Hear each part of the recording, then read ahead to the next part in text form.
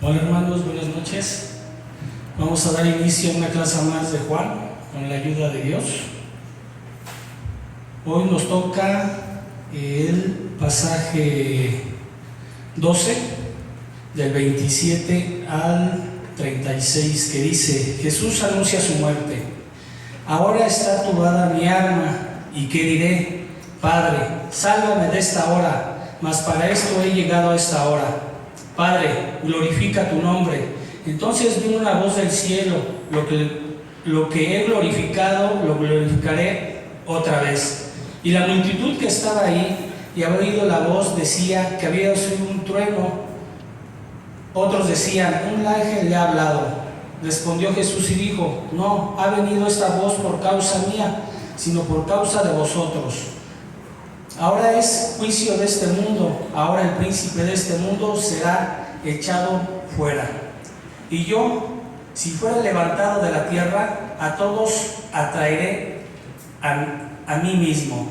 Y decía esto dando a entender de qué muerte iba a morir. Le respondió la gente: nosotros hemos oído de la ley que el Cristo permanece para siempre. ¿Cómo pues dices tú que es necesario que el Hijo del Hombre sea levantado? ¿Quién es este Hijo del Hombre? Entonces Jesús les dijo: aún por un poco está la luz entre vosotros. Andad entre tanto que tenéis luz, para que no os sorprendan las tinieblas, porque el que anda en tinieblas no sabe a dónde va. Entre tanto que tenéis la luz, creed en la luz para que seáis hijos de Dios. Padre amado, te damos gracias, Señor, que nos permites estar aquí en tu casa, Señor, para aprender de tu palabra, Señor. Te pido, Señor, que seas tú a través de mí, que sea tu palabra, Señor, que sea el Espíritu Santo, que transmita, Señor, a los hermanos, que tengan un corazón dispuesto, Señor, y una mente alerta, Señor. Te lo pido en nombre de tu Hijo amado Jesucristo. Amén. Hermanos, como habíamos visto anteriormente, unos griegos querían hablar con Jesús, y en este hablar con ellos era sobre su muerte, sobre la cruz. Pero ellos de alguna forma no entendían, o no querían entender, o no aceptaban, dado que siempre ellos en su mente era creer que el Mesías venía a reinar. Este pasaje lo tenemos que ver de una forma no teológica. Nos vamos a tener que enfocar en una forma emocional. Vamos a ponernos en la posición de Jesús. Él en este pasaje abre su corazón, abre su sentimiento hacia nosotros. Él plasma en ese momento lo que está pasando, lo que está sufriendo. Esto lo podemos ver, si quieren abrir más el panorama, en el huerto de Getsemaní, en los pasajes de Mateo 26:36, Marcos 14:32 y Lucas 22:39. Ahí ustedes pueden ahondar más en este tema. Pero vamos a empezar como dice Jesús, ¿verdad? Dice: ahora está turbada mi alma, ¿y qué diré? Padre, sálvame de esta hora, mas para esto he llegado a esta hora. El sentimiento de Jesús en el momento previo a la cruz, Él está expresando cómo se siente, está expresando su temor, su angustia. Él era un hombre puro, pero eso no quiere decir que no tuviera ese sentimiento de temor, de angustia. Y él en este pasaje él lo expresa, cómo se siente, que siente turbada su alma. En ese momento, o sea, yo me imagino, ¿no?, a los apóstoles cuando estaban con él, y en eso, cuando estaba él en la cúspide, todos lo glorificaban, ya lo hacían rey. Los apóstoles pues ya se hacían con un huesito dentro de todo lo que tenían pensado, ¿no?, porque él ya lo tenían plasmado como que iba a estar en su reino. Y en ese momento él dice: está turbada mi alma. O sea, en ese momento, ¿qué expresión, qué sentimiento tuvieron ellos al escuchar esas palabras de Jesús? Está turbada mi alma. ¿Cuál era la razón de este sufrimiento? Lo que iba a pasar. Él sabía que iba a pasar en camino a la cruz. No era la cruz, o sea, él no negaba, no rechazaba el que tenía que ir a la cruz, pero él sabía por todo lo que iba a pasar para llegar a la cruz, todo ese sufrimiento, toda esa humillación, él sabía lo que iba a pasar y era lo que a él era la razón de su sufrimiento en ese momento. Lo podemos ver en Mateo 26, de 37 al 39, que dice: y tomando a Pedro y a los dos hijos del Zebedeo, comenzó a entristecerse y a angustiarse en gran manera. Entonces Jesús les dijo: mi alma está muy triste hasta la muerte, quedaos aquí y velad conmigo. Yendo un poco adelante, se postró sobre su rostro, orando y diciendo: Padre mío, si es posible, pase de mí esta copa, pero no sea como yo quiero, sino como tú. Él en todo momento, o sea, expresa, ¿no? Me siento, tengo temor, tengo miedo, pero no sea lo que yo quiero, sea lo que tú me dices. ¿Cuántas veces hemos estado en una situación así, donde nos sentimos, hay alguna situación de trabajo, economía, familia, matrimonio que nos está turbando y no entendemos, no queremos entender esa parte, ¿no?, de la oración, de que expresarle a Él cómo me siento, ¿no? Pero ante todo está su voluntad. Veamos en Lucas 22, 42, 44, diciendo: Padre, si quieres, pasa de mí esta copa, pero no se haga mi voluntad, sino la tuya. Y se le apareció un ángel del cielo para fortalecerle, y estando en agonía, oraba más intensamente, y era su sudor como grandes gotas de sangre que caían hasta la tierra. O sea, yo no he escuchado no me imagino la intensidad de su oración, de cómo estaba metido en la oración de sufrimiento para haber creado gotas de sangre, o sea, cómo sus vasos sanguíneos se fueron a reventar y fueron a caer gotas de sangre. O sea, cuánto era su angustia, su fervor en ese momento cuando él está orando. Cuando yo veo esto, cómo él expresa el no entender, recordé a mi hermana. Es una experiencia que viví con ella. Ella enfermó en Estados Unidos y no hallaban qué tenía. Un doctor le dice: regrésese a su país, ¿no? Yo platico con un médico y me dice: efectivamente, dile que venga y la checamos. Mi hermana, cuando llegó ya con una madera,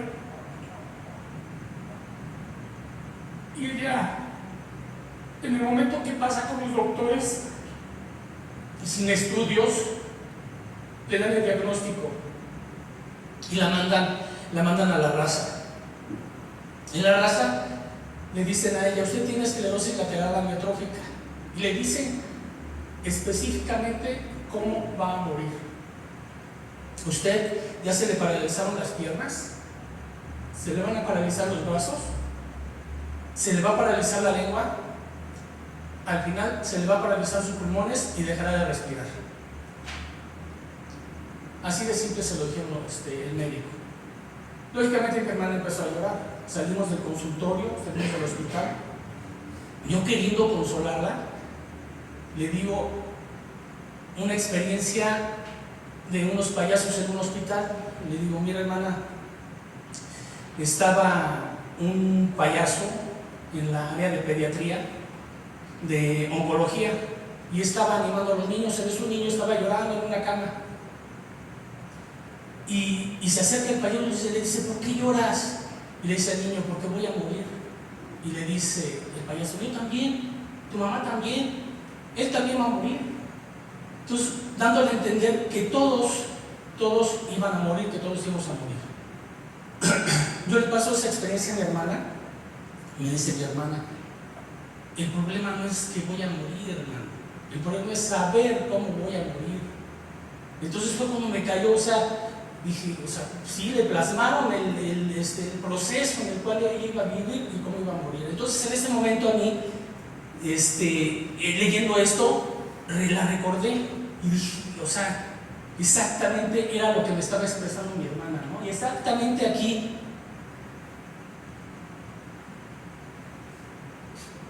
nuestro Señor es lo que está expresando, o sea, Él no tiene miedo, Él no se niega a llegar a la cruz, sino el proceso que tiene que vivir. Y podríamos decir, pero si Él es Dios, o sea, ¿cómo va a sentir dolor? Pero Él, siendo un ser tan puro, magnificaba su sentimiento, tanto del bien como del mal, y el sufrimiento para Él era mayor. Con el simple hecho de que una mujer tocara, no su cuerpo, tocara su tela, y Él sintiera en ese momento, alguien me tocó, ese punto nos puede decir a qué grado estaba su sentimiento del Señor. Podemos ver en Isaías 53:11, ver el fruto de la aflicción de su alma, de lo que está hablando Él. Verá el fruto de la aflicción de su alma y quedará satisfecho por su conocimiento. Justificará a mi siervo justo a muchos y llevará las iniquidades de ellos. Él sabía que tenía que llegar a la cruz para salvarnos. Iba a llevar nuestra culpa, nuestros pecados a la cruz. Era el motivo, uno de los motivos, vamos a ver ahorita más adelante cuál era el motivo principal, pero el motivo de llegar a la cruz era ¿no? Los pecados de la humanidad fueran limpiados. Algo también que es triste en la cruz es que ahí Cristo rompe con Dios. Hay una separación del Padre y del Hijo. Cuando Él dice, Dios mío, ¿por qué me has abandonado? O sea, en ese momento Él siente ese abandono, esa separación del Padre hacia el Hijo. Y una cuestión también fuerte es que nos dice, ¿verdad?, que maldito todo aquel que es colgado en un madero, ¿no? Y suena fuerte, pero está escrito que Cristo, al ser colgado en un madero, fue maldito. En Gálatas 3:13 nos dice, Cristo nos redimió de la maldición de la ley, hecho por nosotros maldición, porque está escrito, maldito todo el que es colgado de un madero.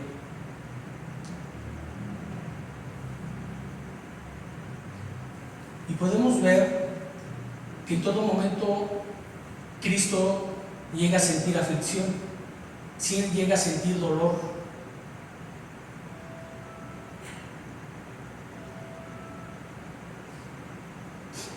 Pero siempre lo principal para Él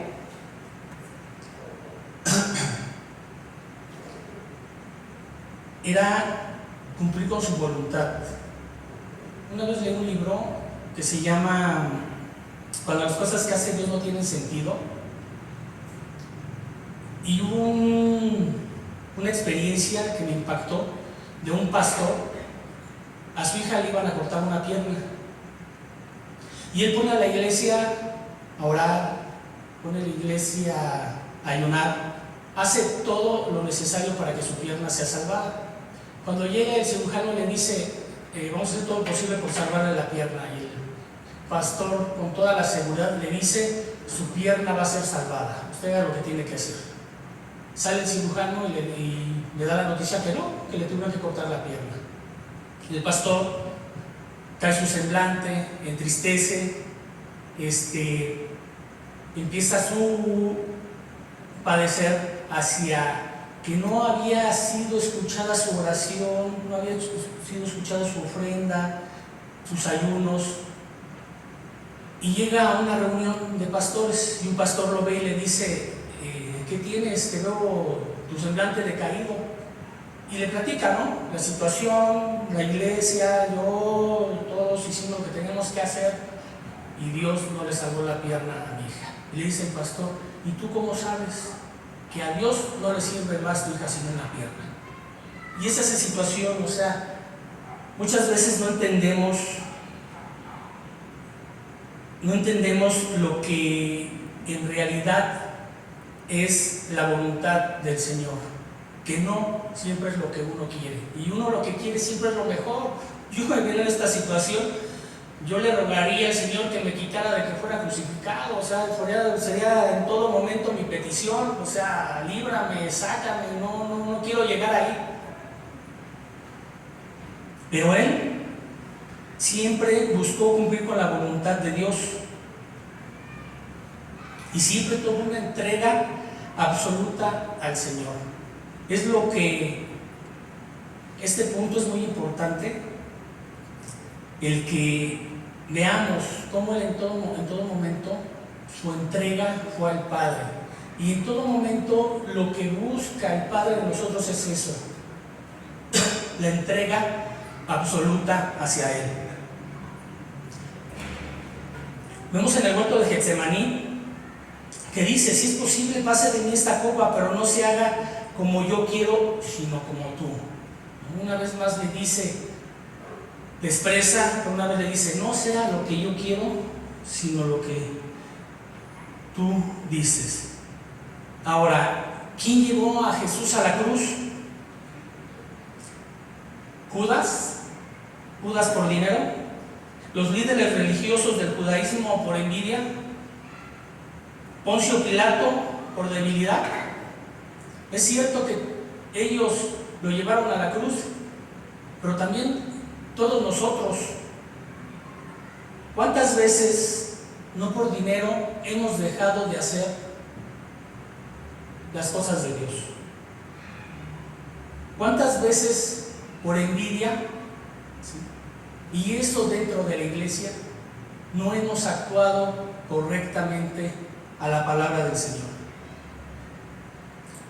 Poncio Pilato creyó que lavándose las manos iba a limpiar la sangre de Jesucristo. Con agua no limpiamos la sangre. Pero ¿cuántas veces también nosotros, por debilidad, por pertenecer, por no decir no, por no saber cómo actuar, hacemos cosas que no son? Y estas situaciones muchas veces nos alcanzan, hermanos. Yo viví una situación con mi hermana mayor y el día de hoy, esa situación en donde yo fui débil, el día de hoy me alcanzó con la mente. Pero hoy sé que no estoy solo, hermanos. Hoy sé qué es lo que tengo que hacer. En ese momento, en esa ocasión me dejé manipular, me dejé llevar. Hoy no. El otro día estábamos viendo una clase del conocimiento y hay algo muy importante: a mayor conocimiento, mayor responsabilidad. Entre más conocemos la palabra del Señor, mayor responsabilidad adquirimos dentro de la iglesia. Pero vamos a ver que dentro de la fundación del mundo, Dios ya había decidido que su Hijo muriera en una cruz.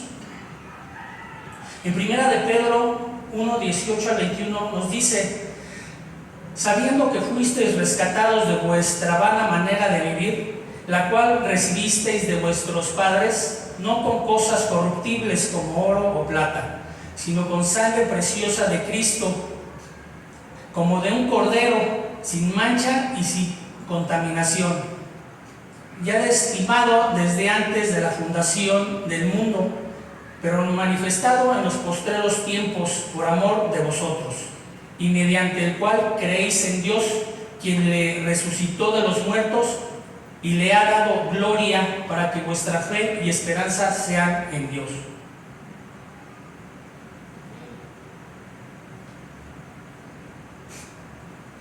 Dios desde un principio ya había visto que su pueblo era débil y que necesitaba de un cordero sin mancha, y este tenía que ser Cristo, ¿verdad? En el pasaje 28 que nos dice: Padre, glorifica tu nombre, entonces vino una voz del cielo y lo he glorificado y lo glorificaré otra vez. Esto es lo que les comentaba en un principio, hace rato. Lo más importante para Cristo no era salvarnos. Lo más importante para Él era glorificar el nombre de Dios. ¿Y cómo lo iba a glorificar? En la cruz. Era la forma en que Él iba a glorificar el nombre del Padre. Y en todo momento, para Él era glorificar, y es algo importante que tenemos que ver nosotros, es todo momento tener que al que tenemos que glorificar es al Padre. Nos lo dice en la oración el otro día, el viernes pasado, el pastor nos hablaba un poco de esto, del Padre Nuestro, la oración del Padre Nuestro, ¿no? Que dice: Padre nuestro que estás en los cielos, santificado sea tu nombre, venga a nosotros tu reino, hágase tu voluntad en el cielo como en la tierra. ¿Cómo nos enseñó Cristo a orar? Nos dice claramente, dice: Padre nuestro que estás en el cielo, santificado sea tu nombre. Santificado, lo mismo que glorificar, o sea, el Padre tiene que estar primero, arriba. Y lo segundo que nos dice que es: hágase tu voluntad. En todo momento tenemos que buscar la voluntad del Señor. La oración debe ser una oración de agrado, de satisfacción, de comunión con Dios. No podemos pasarnos reclamándole a Dios de por qué me pasó esto, por qué me pasó el otro, por qué si ahora estoy más cerca de ti, estoy mal. Ahí está mi esposa, que la conocí y empezamos a meternos aquí en la iglesia, nos empezamos a estudiar y todo, y empezó su salud a decaer. Y le vino una situación y le diagnostican otra situación y ahora tiene un problema en los ojos, o sea, se ha ido incrementando. No podemos reclamarle, no podemos decirle por qué, si ahora que estamos más cerca estamos sirviendo, como si le estuviéramos haciendo un favor a Él. No le estamos haciendo ni un favor. Esa decisión de ir a estudiar la tomamos nosotros, para nosotros, no para Él. O sea, eso a Él, me imagino, ¿no? que le ha de dar gozo, ¿no? El ver que sus hijos se preparen, estudien. Yo lo que le digo a mi esposa, algo que me da mucho miedo al tener mayor conocimiento, es lo que les decía, ¿no? Es mayor responsabilidad. Pero otra de las cosas es llegar a la soberbia, el volverme soberbio, el que yo creer que yo tengo la palabra, que ya la traigo. No, siempre, hermanos, la palabra está aquí. Ahora, Dios nos habla desde el cielo, y bueno, no fue esta única vez que le habló. La primera vez que habló fue en el bautismo de Jesús, y ahí es donde comienza el camino a la cruz, identificándose con los pecadores. Cuando llega Jesús a bautizarse, le dice: ¿Cómo te voy a bautizar yo si tú estás limpio? O sea, la fila que ves ahí, la fila que está ahí, es de pecadores, vienen a expresar sus pecados. Tú no tienes pecado, yo soy el que debería confesarse ante ti. Y Cristo sabía que en ese momento era el inicio del camino a la cruz, donde se tenía que identificar con nosotros como pecadores. También en el monte de la transfiguración, El Señor, el Señor se transfigura delante de los discípulos, uno de ellos Pedro. Ahí el Señor con su gloria, con Moisés y con Elías, habla de la partida de Jesús a Jerusalén, y eso lo vamos a ver en Lucas 9, 31, 35.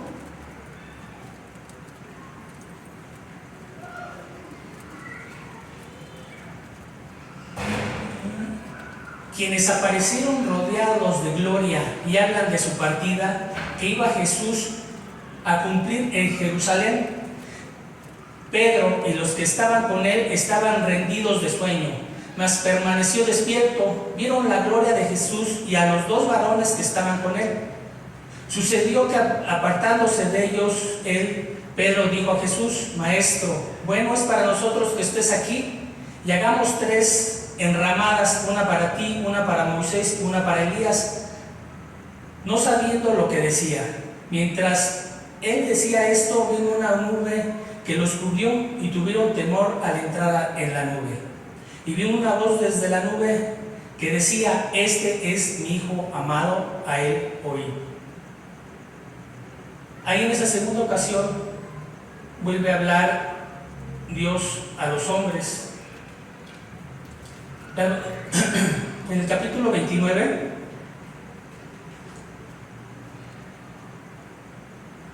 que nos dice: y la multitud que estaba ahí, había oído la voz, decía que había sido un trueno, otros decían: un ángel le ha hablado. La gente, la única explicación, podemos dar muchas explicaciones de por qué no entendieron, por qué no escucharon. No sé, tal vez era mucha gente para algunos, estaban muy retirados, la voz la llegaron a escuchar fuerte, pero como un trueno. Otra podría ser de que, y la más segura, es de que eran incrédulos, y es lo seguro que estaba pasando aquí, eran creyentes incrédulos. Por eso no escuchaban la voz del Señor. Siempre estamos buscando, hay veces que, no sé, uno como que quisiera, ¿no? Así decir, no, como que quiero un descansito, como que quiero apartarme un momento de esto que estoy pasando, como que si me alejo, voy a estar mejor. Y es mentira, hermanos, o sea, el pesar en el alma se va con nosotros a donde vayamos. Y si esperamos en algún momento que Dios nos hable, como llegó a hablar aquí, lo más seguro es que hagamos lo mismo y no creamos. Pero la realidad es que Dios nos habla en todo momento. Aquí está su palabra, y en todo momento nos está hablando a través de ella. En todo momento nos está hablando. Si tu hermano quieres escuchar que te hable el Señor, lee tu Biblia. En el 30 nos dice: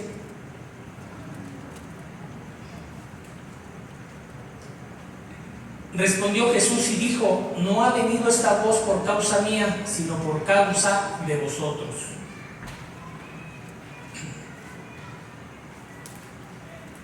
Ellos no entendían, y en realidad es que no estaban escuchando lo que estaba diciendo él, lo que él les hablaba.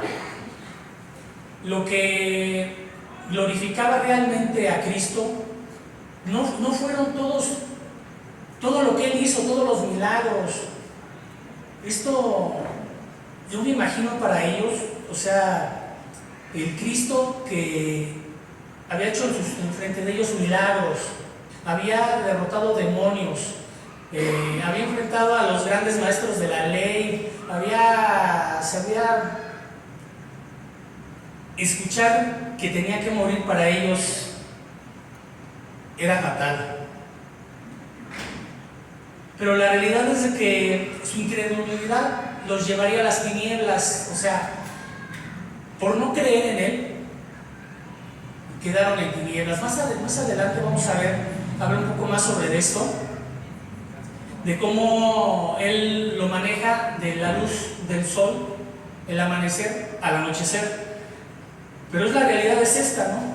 Los que no llegan a creer siguen en tinieblas, ¿verdad? Se siguen alcoholizando, se siguen drogando, siguen robando, siguen cometiendo muchos errores en su vida. Era el momento que se rindieran a Cristo, aceptando que venía el Padre. Ahí era el momento, ¿no? Ahí era el momento, en el momento que es de rendirse al Padre a través de la cruz. Vamos a ver, es un tema extenso, ahorita lo vamos a dejar ahí, porque vienen las implicaciones de la obra de la cruz. Vamos a ver más adelante todo a lo que llevó esta situación de la cruz. Por el momento hemos terminado.